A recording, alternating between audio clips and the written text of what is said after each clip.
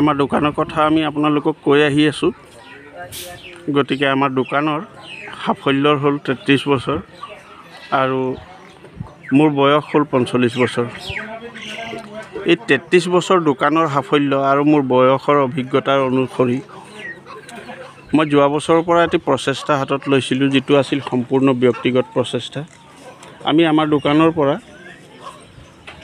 ৰেহাই মূল্যত চাইকেল প্ৰদান কৰিছিলোঁ, খুব কম দামত চাইকেল দিছিলোঁ, যিটো দামত নেকি আন দোকানীয়ে দিব নোৱাৰে, যিকোনো টাউনৰ দোকানীয়ে দিব নোৱাৰে। আমাৰ দোকানখন গাঁও জেগাত আছে, মহবন্ধা ডেলি বজাৰ বুলি কয়। এই মহবন্ধা ডেলি বজাৰৰ সমীপত থকা আমাৰ দোকানখনৰ পৰা আমি যোৱা বছৰৰ পৰা যেতিয়া আমি চাইকেল দিবলৈ ল'লোঁ ৰাইজক কম দামত, ৰাইজৰ পৰা কিন্তু আমি যথেষ্ট সঁহাৰি পালোঁ। আৰু যিসকলে ইয়াক ভাল বুলি ভাবিলে তেওঁলোকে কিন্তু প্ৰচাৰো কৰিলে, নিজৰ মোবাইলৰ যোগেদি অনলাইনত প্ৰচাৰ কৰিলে। সেই প্ৰচাৰৰ মাধ্যমেৰে বিভিন্ন ঠাইৰ পৰা ৰাইজ আহি আমাৰ দোকানত উপস্থিত হ'ল কাষ্টমাৰ হিচাপে, আমাৰ দোকানৰ পৰা চাইকেল ক্ৰয় কৰি নিলে। আমাৰ ওচৰৰ এখনো টাউন এনেকুৱা বাকী নাই যি জাগাৰ পৰা আমাৰ দোকানলৈ কাষ্টমাৰ অহা নাই। যোৰহাট কওক, গোলাঘাট কওক, তিতাবৰ কওক, শিৱসাগৰ, বোকাঘাট, নুমলীগড়, নিমাতী, ধেমাজি, এনেকুৱা সকলো ঠাইৰ পৰা কাষ্টমাৰ আহি আমাৰ দোকানৰ পৰা কিন্তু চাইকেল ক্ৰয় কৰি নিলে। এই কাৰ্যক চলাই যাওঁতে আমি সুখ পাইছোঁ মনত, কিন্তু যিমান সুখ পাইছোঁ সিমান দুখো পাইছোঁ।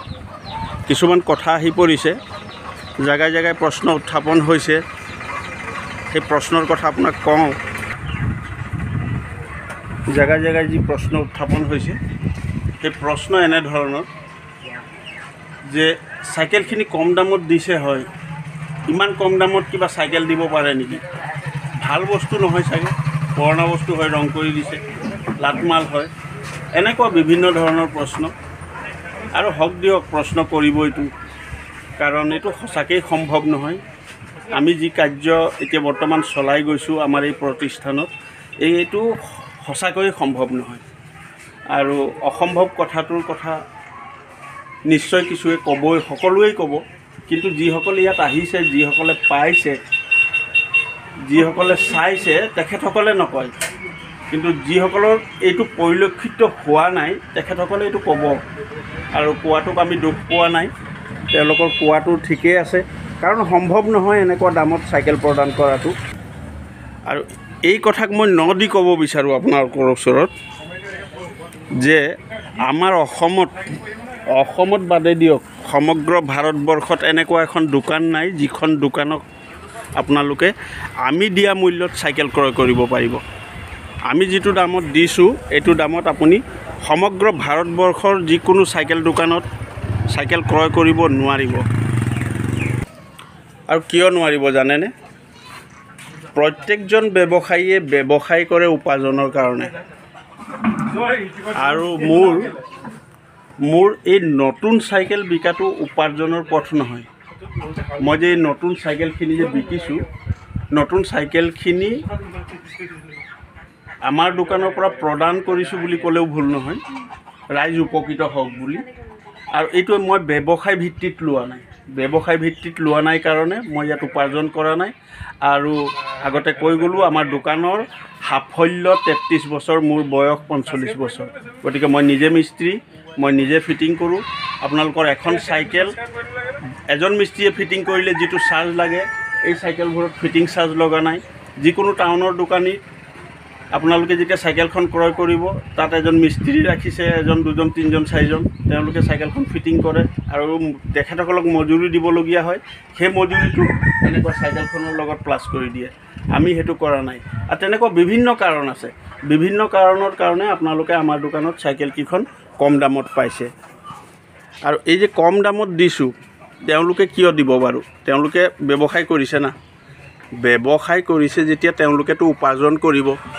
ব্যৱসায় মানে উপাৰ্জন নহয় জানো? আৰু এই উপাৰ্জন কৰা মানুহজন কেনেকুৱা হ'ব লাগিব, আৰু এই ৰাজহুৱা স্বাৰ্থত যি প্ৰচেষ্টা হাতত ল'লোঁ, এই মানুহজন কেনেকুৱা হ'ব লাগিব। গতিকে আপোনালোকে এটা কাম কৰিব, যদি আমাৰ ভিডিঅ'টো আপোনালোকে ভাল বুলি ভাবিছে, তেতিয়াহে আমাৰ এটা চেনেল আছে আছাম XYZ, এই চেনেলটোক আপোনালোকে ছাবস্ক্ৰাইব কৰি থ'ব। এই চেনেলটোৰ জৰিয়তে আপোনালোকে আমাৰ দোকানৰ সবিশেষ গম পাব আৰু আপোনালোকে শ্বেয়াৰ কৰিব। এই ভিডিঅ'টো আপোনালোকে শ্বেয়াৰ কৰিব। এই ভিডিঅ'টো বুলি নাই কোৱা, আগতো যিমান ভিডিঅ' বনালোঁ এই ভিডিঅ'বোৰ আপোনালোকে শ্বেয়াৰ কৰিব। আপোনাৰ শ্বেয়াৰৰ যোগেদি কোনোবা যদি নাজানে, তেখেতসকলৰ যদি চাইকেল এখনৰ প্ৰয়োজন আছে, তেনেকুৱা মানুহ এজনে যদি আহি পেলাই আমাৰ দোকানৰ পৰা চাইকেলখন কম দামত পাই পেলাই চাইকেল এখন যদি নিয়ে, তাৰ পুণ্যৰ ফল কিন্তু আপুনিও পাব।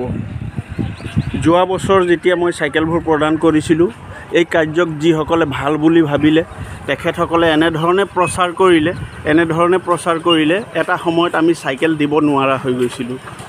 আৰু তেনে অৱস্থা আমাৰ বৰ্তমানেও হয়, কাৰণ আমি দিনৰ দিনটো আমি ৰিপেয়াৰিং কাম কৰোঁ।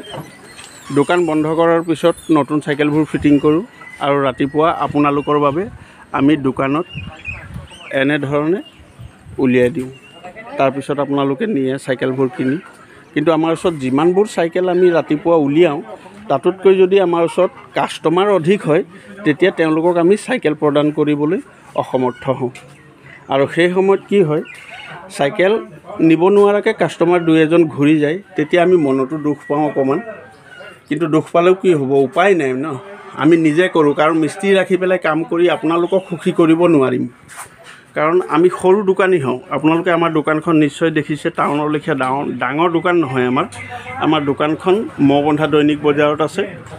পশ্চিম যোৰহাটৰ মহবন্ধা দৈনিক বজাৰত আছে আমাৰ দোকানখন। গতিকে আপোনালোকৰ জ্ঞাতাৰ্থে এই ভিডিঅ'টো বনালোঁ। এই আপোনালোকে দেখি পাইছে নহয় চাগে, চাওক, এইবোৰ পুৰণা চাইকেল। আমি চাইকেল ৰিপেয়াৰিঙৰ দোকান আছিলে, কিন্তু যোৱা বছৰৰ পৰাহে এই প্ৰচেষ্টা হাতত ল'লোঁ।